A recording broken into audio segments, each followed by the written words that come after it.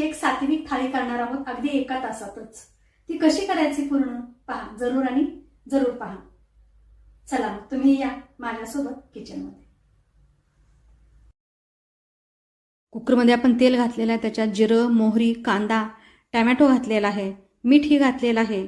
याचबरोबर आपण जे कुळीत होतं ना तेही घातलेलं आहे, परतून घेतलेलं आहे। याच्यात बेसन पीठ आपण 1 चमचा घातलेला आहे। त्याच्यानंतर आपण गरम मसाला घातलेला आहे, तिखट, मीठ, हळद सर्व घालून परतून घेतलेलं आहे। पाणी ओतलेलं आहे। पाणी ओतून आपण कुकरला झाकण लावून 3 शिट्ट्या घेणार आहोत। याला उकळी छान आलेली आहे, कोथिंबीर घातलेली आहे। आता याला शिट्ट्या होतील। तर अशा प्रकारे आपली ही आमटी तयार आहे। आपण आता भाकरी करत आहोत। भाकरीसाठी पीठ मळून घेतलेलं आहे। पहा, पीठ आपण मळून घेत आहोत। थोडं थोडं पाणी घालत पीठ आपल्याला हे मळून घ्यायचं आहे। भाकरी आपली तयार झालेली आहे। पहा, भाकरी टम अशी फुगलेली आहे। आपण आता ताट जे आहे ना ते करून घेत आहोत। भाजी काढून घेतलेली हरभऱ्याची वाटीमध्ये।